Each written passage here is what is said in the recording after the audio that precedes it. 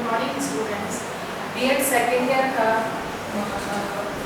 Paper pedagogy of history इतिहास का शिक्षण शास्त्र विषय के अंतर्गत हम इतिहास निर्माण पाठ्यक्रम निर्माण के सोपानों को हम देख रहे थे, जिसके अंतर्गत हम 3 सोपान पहले देख चुके हैं। पहला हमारा था लक्ष्य एवं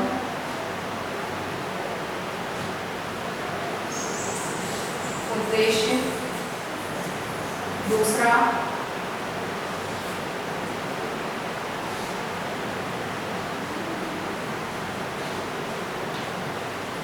अधिगम,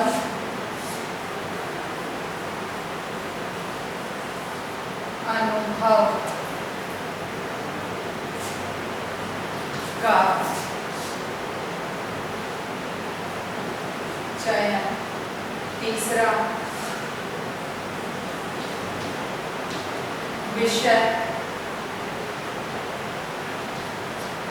विषय वस्तु चयन,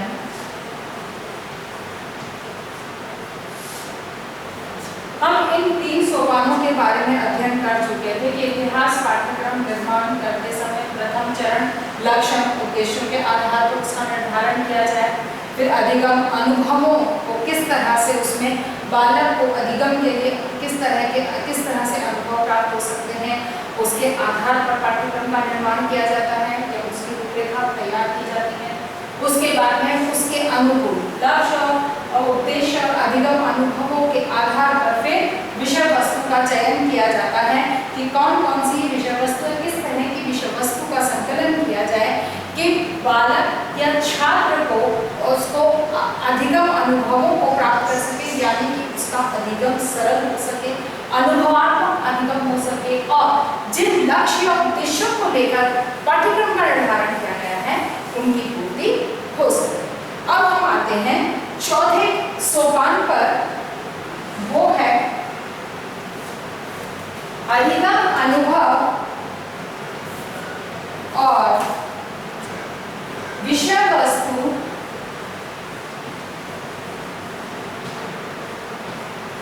अधिगम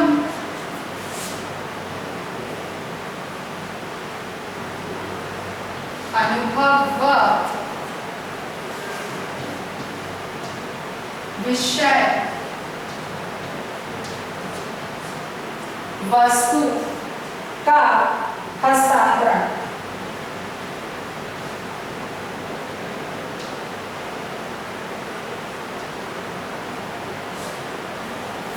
यानी कि अब जो चौथे स्टेज पर, इस चौथे सोपान के अंदर या 4th स्टेप पर आकर ये निर्णय लिया जाता है या इस बात को ध्यान में रखा जाता है कि अधिगम अनुभव, जो कि बालक को अनुभवात्मक अधिगम प्रदान करना है, और जो विषय वस्तु उनके लिए उद्देश्य और अधिगम अनुभवों के लिए जो विषय वस्तु संकलित की गई है उस विषय वस्तु का हस्तांतरण या कि ट्रांसफर कैसे किया जाए, यानी कि बालक किस प्रकार से अनुभव प्राप्त कर सके, सीख सके, या हम कहें कि व्यवहारगत परिवर्तन आना चाहिए। तो वो कैसे होगा, अर्थात कि ये अधिगम अनुभवों और विषय वस्तु का हस्तांतरण किन आधारों पर होना चाहिए या इनके हस्तांतरण के लिए किन किन बातों को ध्यान में रखकर पाठ्यक्रम का निर्माण किया जाता है। पहला है शैक्षिक उद्देश्य व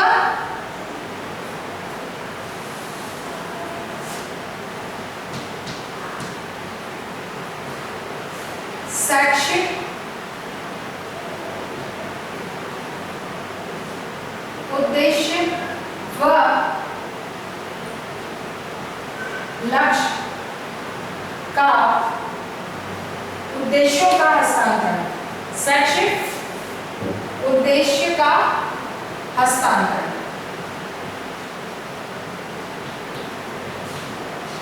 यानी कि यहाँ पर जब हस्तांतरण की बात आती है तो सबसे पहले इस बात को ध्यान में रखा जाता है कि लक्ष्य उद्देश्यों की प्राप्ति कैसे हो, अर्थात कि जिन उद्देश्यों को लेकर हमने पाठ्यक्रम का निर्माण किया है वो उद्देश्य बालक को पता होने चाहिए कि हम आज इस विषय वस्तु के अंतर्गत क्या सीखने वाले हैं और किस तरह से हम सीखेंगे, अर्थात कि इसका पता हो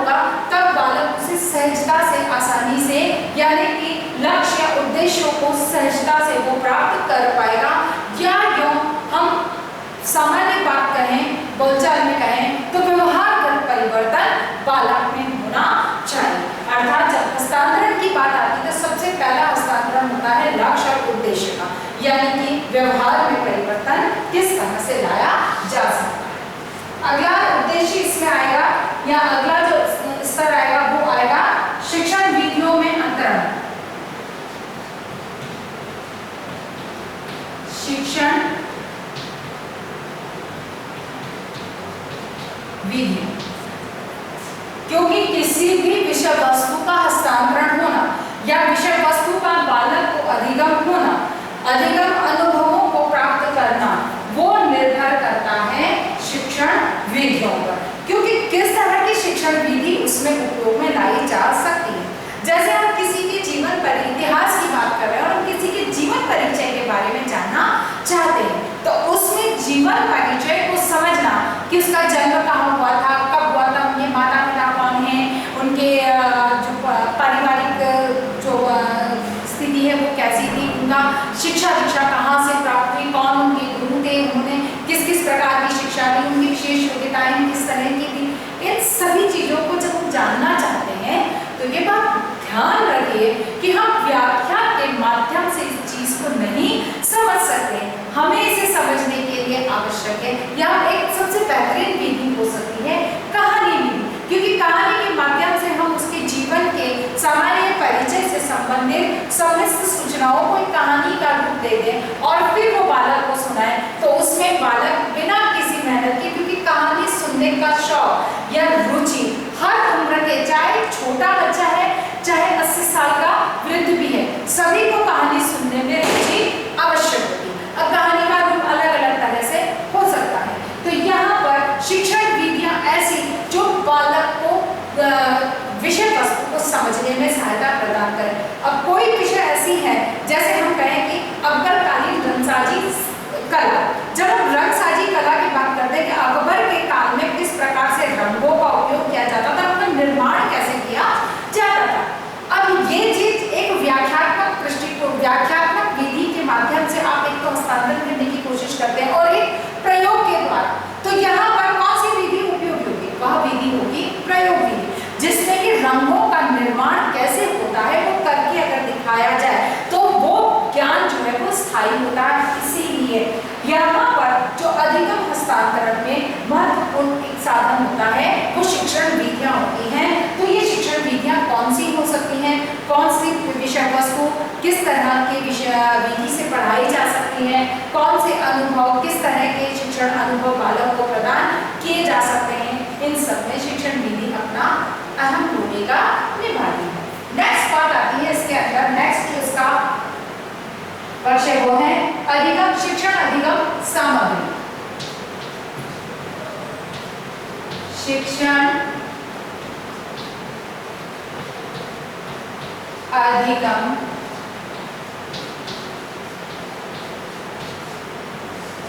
शिक्षण अधिगम सामग्री, यानी कि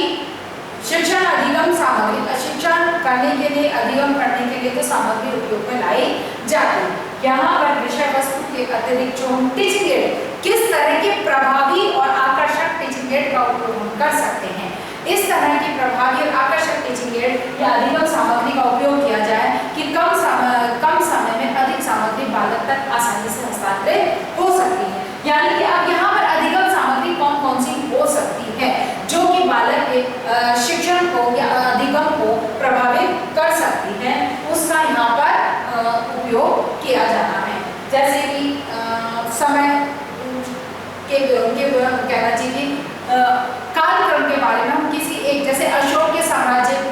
के काल के पूरे बारे में बात करें तो यहाँ पर सबसे अच्छी अधिगम सामग्री कौन सी होगी, समय रेखा, टाइमलाइन का यहाँ पर हम उपयोग करेंगे कि अशोक ने किस काल में कौन सा युद्ध लड़ा, कैसे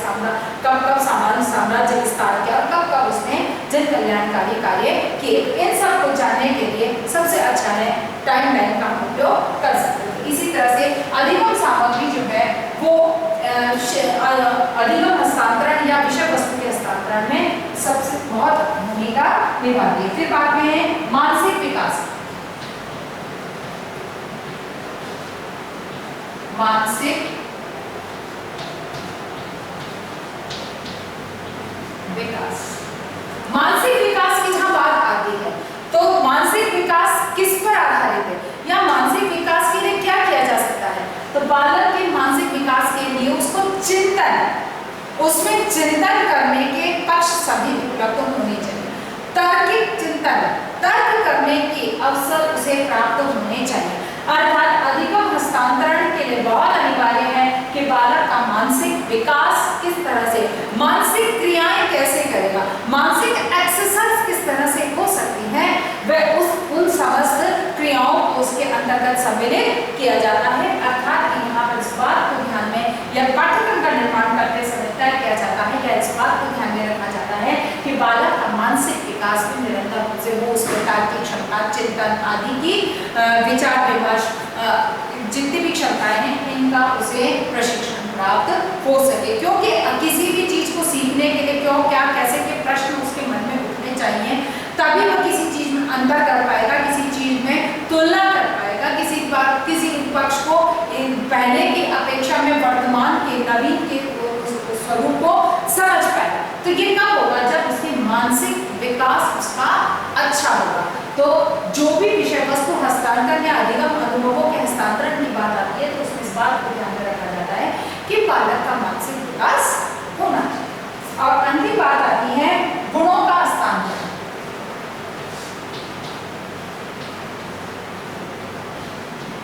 गुणों का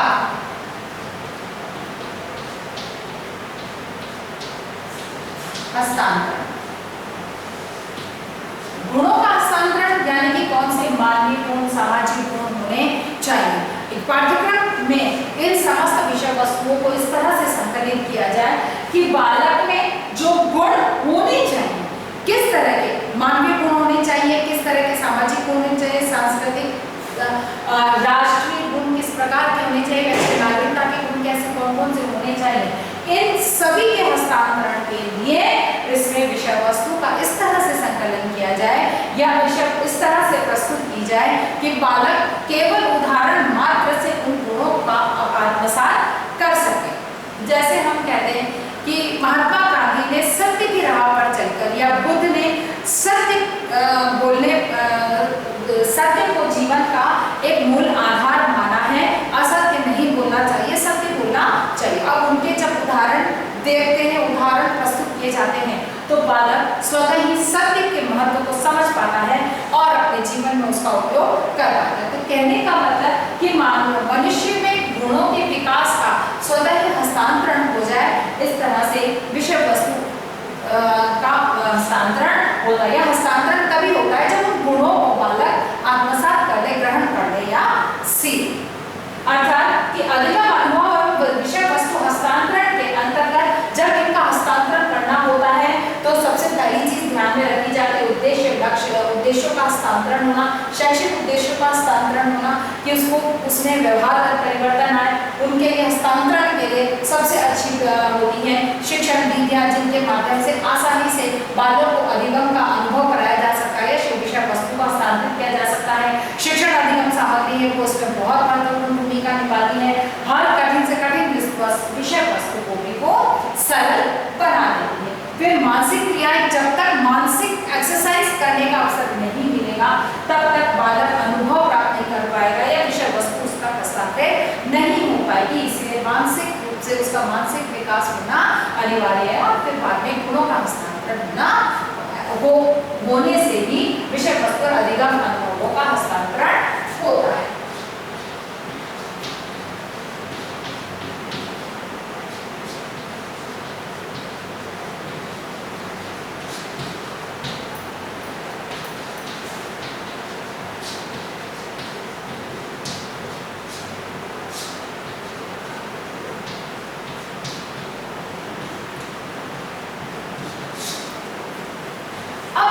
पांचवा जो हमारा सोपान आता है यहाँ पर कि कौन सा, जब हमने पाठ्यक्रम का निर्माण किया, सब कुछ हो गई बात, तो अगली बात आती है कि मूल्यांकन। पांचवी बात आती है मूल्यांकन।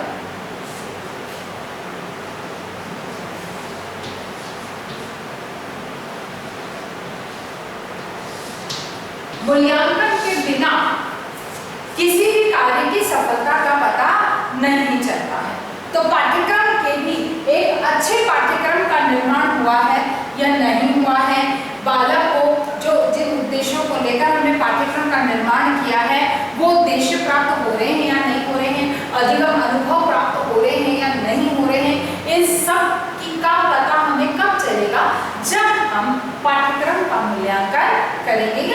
अंतर्गत मूल्यांकन विधियों को सम्मिलित किया जाएगा, जिससे कि समय समय पर बालक के मूल्यांकन के द्वारा पाठ्यक्रम के स्तर का पता चलता है, शिक्षक को अपनी शिक्षण प्रक्रिया का पता चलता है और बालक को अपने विकास का पता चलता है। अर्थात कि मूल्यांकन पाठ्यक्रम का एक महत्वपूर्ण सोपान है या महत्वपूर्ण इम्पोर्टेंट स्टेज मानी जाती है।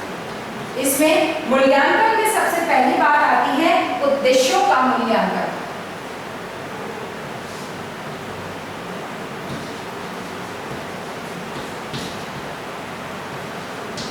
उद्देश्यों का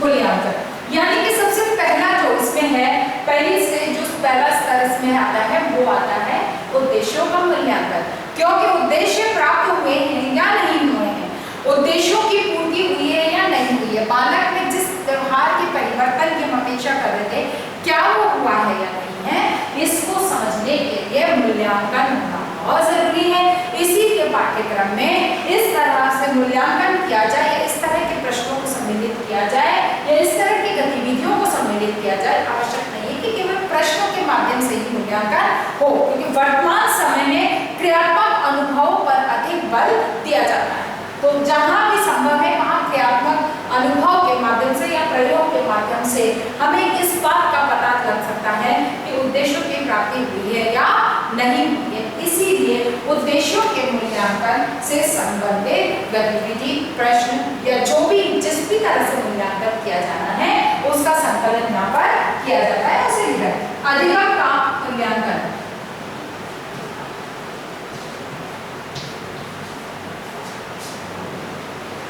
अधिगम का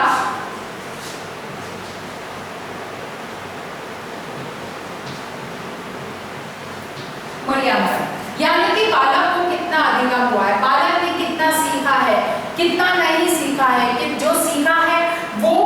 कितना लाभकारी है या नहीं है, कहाँ पर कुछ कमी रही है, इन सब को समझने के लिए मूल्यांकन का होना अनिवार्य है। अर्थात कि मूल्यांकन के आधार पर हम ये जान पाते हैं, हम बालक का मूल्यांकन करते हैं, चाहे प्रश्नों के परीक्षाओं के माध्यम से करते हैं, चाहे प्रयोग के माध्यम से करते हैं या अन्य किसी गतिविधि के माध्यम से करते हैं। हम किसी भी तरह से बालक का जब मूल्यांकन करते हैं तो उसके अधिगम के स्तर का पता चलता है कि उसको कितना अधिगम हुआ है और जिस लक्ष्य को लेकर हम चले थे क्या उस लक्ष्य के अनुकूल उसने अधिगम किया भी है या नहीं। इसका हमें मूल्यांकन के माध्यम से हमें इस बात का पता चलता है। अगली बात आती है शिक्षण विधियों का मूल्यांकन। शिक्षण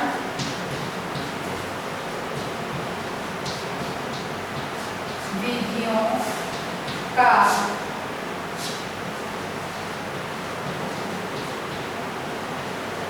मूल्यांकन, यानी कि शिक्षण विधियां जो भी अपनाई गई, जिस भी विषय वस्तु को समझाने के लिए, अधिगम का हस्तांतरण करने के लिए जो भी एक प्रभावी समझकर, क्योंकि नवीन शिक्षण विधियों का अनुसंधान नियमित रूप से होता रहता है, तो ऐसे में ये शिक्षण विधियां क्या लाभकारी है, बालक उनसे जब बालक सहजता से सीख लेता है तभी होता है कि वो शिक्षण विधि प्रभावी है, उपयोगी। और जब बालक नहीं सीख पाते हैं, यानी कि एक या दो बालक की समस्या नहीं, औसत बालकों के द्वारा यदि उस चीज को नहीं ग्रहण किया गया है तो ये बात समझ में आ जाती है कि वह शिक्षण विधि जिसका उपयोग हमने उस विषय को समझाने के लिए किया था, बालक के अधिगम के विकास के लिए किया था और वो चीज संभव नहीं हुई, इसका मतलब वो शिक्षण विधि उस विषय वस्तु को प्रस्तुत करने में या हस्तांतरित करने में अप्रभावी रही। तो कहने का मतलब कि शिक्षण विधियों का मूल्यांकन होना भी बहुत अनिवार्य है और मूल्यांकन की प्रक्रिया के अंदर, पाठ्यक्रम के अंदर इस तरह से मूल्यांकन की व्यवस्थाएं की जाती हैं जिससे शिक्षण विधियों का भी मूल्यांकन हो सके। अगर वो प्रभावी है, उपयोगी है तो उसे आगे अन्य विषयों के लिए, अन्य प्रकरणों के लिए भी उपयोग में लाया जाता है, और नहीं है तो उसे क्या परिवर्तन करने की आवश्यकता है, उन परिवर्तनों पर विचार करने के अवसर प्राप्त होते हैं। अर्थात कि इसमें शिक्षण विधियों के बारे में भी मूल्यांकन किया जा सकता है। अगला जो इसमें मूल्यांकन का स्तर है वो है छात्र स्तर का मूल्यांकन। छात्र के स्तर का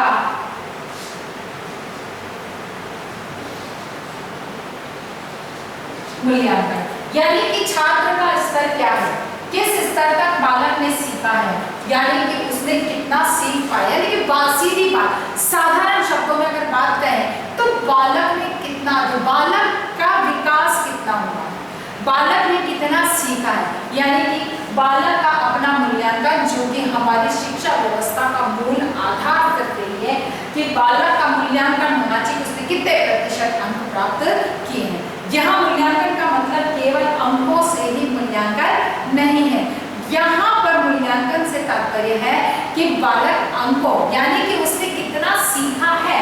वो तो है ही कि विषय वस्तु को कितना सीखकर कितने प्रतिशत अंक ला सकता है, वो तो है ही, लेकिन साथ में अधिगम के किस तरह के उसे अनुभव प्राप्त हुए हैं, चाहे वो प्रतिशत उसने कम भले ही आए, लेकिन व्यवहारिकता में उसे कितना वो बात समझ में आई है, कितना वो उपयोग में ला सकता है, इस चीज के लिए छात्र, इस आधार पर छात्र का मूल्यांकन करके और ये पता लगाया जाता है कि पाठ्यक्रम बालक के अनुकूल है या नहीं है। बस अगर सभी बालकों ने आसानी से उसे सीख लिया, समझ लिया, या जो जिस व्यवहार के परिवर्तन की अपेक्षा करते हैं वो परिवर्तन अगर बालकों में आ गया है तो पाठ्यक्रम अच्छा है, प्रभावी है। और यदि ऐसा नहीं होता है, बालकों को या तो कुछ बात समझ में ही नहीं आई, वो कंफ्यूजन उनमें जो है वो बना रहा, या वो चीज उनके लिए उपयोगी साबित नहीं हो रही है, इसका मतलब जो विषय वस्तु वहां संकलित की गई थी उसमें क्या परिवर्तन किए जा सकते हैं, इसका पता चल जाता है कि बालक, क्योंकि बालक के मूल्यांकन के माध्यम से न केवल बालक के स्तर का ही पता चलता है, उद्देश्यों के प्राप्ति का पता चलता है, पाठ्यक्रम विषय वस्तु जो निर्धारित की गई है उसका मूल्यांकन होता है, शिक्षण विधियों का मूल्यांकन होता है, शिक्षक स्वयं का मूल्यांकन होता है, पाठ्यक्रम का मूल्यांकन होता है कि क्या वो बालक के लिए उपयोगी है या नहीं। अगली बात यहाँ पर आती है वो है हमारी मूल्यांकन के विविध प्रकार।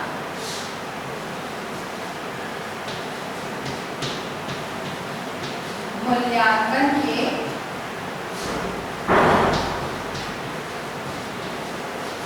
विविध प्रकार, यानी कि जैसे कि ये परंपरागत तरीके से था कि प्रश्न उत्तर के माध्यम से बालकों का मूल्यांकन किया जाता था। एक समय था जब प्रश्न पत्र के अंतर्गत केवल 5 कहना चाहिए ऐसे तक क्वेश्चन से निबंधात्मक प्रश्न ही हल करने होते थे। अब यहाँ पर केवल बालक या व्यक्ति की लेखन क्षमता का मूल्यांकन होता था। जब ये लगा कि नहीं, यहाँ तो केवल लेखन क्षमता का मूल्यांकन हो रहा है, बालक को कितना, व्यक्ति को कितना ज्ञान की प्राप्ति हुई है, कितना उन्होंने अधिगम किया है, उस चीज को समझना आसान नहीं है, तब उसमें मूल्यांकन की विधि में परिवर्तन आया। यानी कि विविध प्रकार, मूल्यांकन के विविध प्रकार, क्योंकि एक ही प्रकार का मूल्यांकन बालक के लिए अरोचक परिस्थितियां निर्मित करता है। इसीलिए मूल्यांकन के अलग अलग, कभी प्रायोगिक कार्य दिया गया, कभी कोई बालक को किसी चीज पर सर्वे अनुसंधान करने को दिया गया, क्योंकि इसके बारे में आप जानकारी एकत्रित करके लाओ, और बालक ने किस तरह से उसको, जैसे कि सीसीई पैटर्न के अंतर्गत था, वो क्या था, ये मूल्यांकन के विविध प्रकार है, उसके आधार पर बालक का मूल्यांकन किया जाता था। इसीलिए मूल्यांकन विधियों, मूल्यांकन के विविध प्रकार जितनी भी विधियां, उनको पाठ्यक्रम के अंतर्गत संकलित करके या पाठ्यक्रम को प्रभावी बनाने के लिए इन मूल्यांकन की विविध विधियों का उपयोग किया जाता है। फिर इन विधियों का भी मूल्यांकन किया जाता है कि क्या ये बालक के मूल्यांकन करने में सक्षम है या नहीं। अगली बात इसमें आती है वो है मूल्यांकन प्रक्रिया का विकास।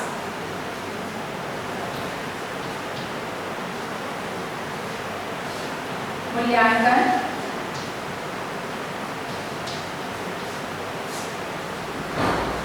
प्रक्रिया का विकास, यानी कि जो मूल्यांकन प्रक्रिया अपनाई जा रही है, क्या वो बालक का सही मूल्यांकन कर रही है, कि बालक के प्रगति से संबंधित सही मूल्यांकन इसके माध्यम से आकलन हो रहा है या नहीं हो रहा है, पाठ्यक्रम का मूल्यांकन हो रहा है या नहीं, शिक्षक की प्रक्रिया, शिक्षण प्रक्रिया का मूल्यांकन हो रहा है या नहीं हो रहा है, इसके आधार पर इसका पता चलता है और फिर उसमें जो परिवर्तन की आवश्यकता है उन परिवर्तनों को यहाँ पर लागू किया जाता है। अगला है मूल्यांकन की सार्वभौमिकता।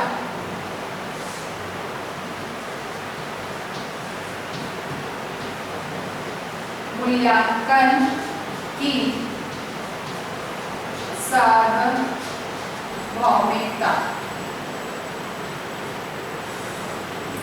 मूल्यांकन सार्वभौमिक प्रक्रिया है। ऐसा नहीं कि किसी एक कक्षा, एक बालक या एक परिस्थिति में ही मूल्यांकन होता है। जीवन से लेकर यानी कि जन्म से लेकर मृत्यु तक शिक्षा निरंतर रूप से चलती रहती है। जब शिक्षा निरंतर रूप से चलती है तो मूल्यांकन भी निरंतर रूप से होता है। केवल एक ही क्षेत्र में, हर क्षेत्र में कहीं भी चले जाए, किसी भी प्रकार के कार्य को करें, केवल एक राष्ट्र या एक राज्य विशेष में नहीं, संपूर्ण विश्व में हर क्षेत्र में मूल्यांकन बहुत अनिवार्य है। अर्थात कि मूल्यांकन की सार्वभौमिकता की जब बात करते हैं तो एक पाठ्यक्रम की दृष्टिकोण से देखा जाए तो हर क्षेत्र में उस पाठ्यक्रम से संबंधित जितनी भी विषय वस्तु, जितने भी अधिगम अनुभवों की प्रक्रियाएं उसमें सम्मिलित की गई, जो भी शिक्षण विधि दी गई है, जिस भी प्रकार की क्रिया कार्य प्रक्रिया जो भी उपयोग में लाया गया है, जो उस तरह के भी संसाधन उपयोग में लाए गए हैं, सभी का मूल्यांकन किया जाता है। इसीलिए मूल्यांकनों की सार्वभौमिकता का यहाँ होना अनिवार्य है, क्योंकि ये बात बार बार कही जाती है कि जब शिक्षा निरंतर रूप से चलती है तो मूल्यांकन क्यों नहीं निरंतर रूप से होगा। और इसी विचारधारा पर इसका उपयोग किया गया था, यानी कि इसी विचारधारा पर सतत मूल्यांकन की विचारधारा को रखा गया। अंतिम बात जो इसके अंतर्गत आई है वो है अनुभवों का समावेश।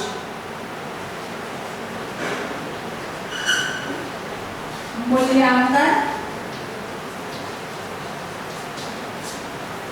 अनुभवों का समावेश, यानी कि जितने अनुभव यहाँ पर मूल्यांकन से संबंधित कितने अनुभव एकत्रित हो सकते हैं या किसी भी शिक्षण विधि के माध्यम से, क्रिया प्रक्रिया के माध्यम से जो भी अनुभव प्राप्त होते हैं, पहले तो उनका मूल्यांकन और उन मूल्यांकन के अनुभवों के आधार पर किस प्रकार से उन अनुभवों को कैसे उसमें सम्मिलित, यानी कि जो कुछ परिवर्तन की आवश्यकता है उन सभी को वहां पर सुझाव प्रस्तुत किए जाते हैं। अर्थात कि मूल्यांकन की इस प्रक्रिया के माध्यम से हर बिंदु को उद्देश्यों का, अधिगम अनुभवों का, विधियों का, छात्र का विभिन्न प्रकार की मूल्यांकन विधियों का, मूल्यांकन प्रक्रिया का विकास, सार्वभौमिकता का, इन सभी के मूल्यांकन के आधार पर सुझाव प्रस्तुत किए जाते हैं और उस आधार पर जहां भी जिस भी तरह के परिवर्तन की आवश्यकता है उस परिवर्तन को प्रस्तुत या लागू किया जाता है। हमने पाठ्यक्रम निर्माण के 5 सोपानों को देखा कि लक्ष्य एवं उद्देश्य, विषय वस्तु, अधिगम अनुभवों का, अधिगम अनुभव, विषय वस्तु का चयन, अधिगम अनुभव एवं विषय वस्तु का हस्तांतरण और मूल्यांकन। इस आधार हमने पाठ्यक्रम निर्माण के क्या सोपान हैं उनको समझने का प्रयास किया। आशा करती हूँ कि मेरी बात ये आपको समझ में आई होगी। इसी आधार पर आपको एक होमवर्क या गृह कार्य करना है। उसमें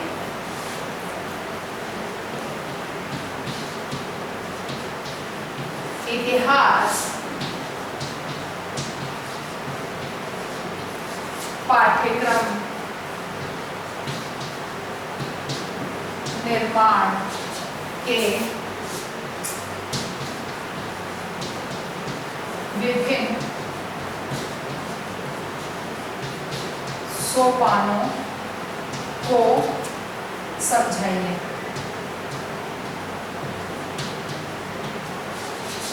इस आधार पर ये क्वेश्चन आपको करना है, इतिहास पाठ्यक्रम निर्माण के विभिन्न सोपानों को समझाइए। हम अपनी बात को समाप्त करने से पहले कोविड-19 की इस महामारी के दौर में अपने आप को सुरक्षित रखिए। बहुत अधिक आवश्यकता होने पर घर से बाहर निकलिए। घर से बाहर निकलते हैं तो मास्क लगाकर निकलिए, सोशल डिस्टेंसिंग का पालन कीजिए और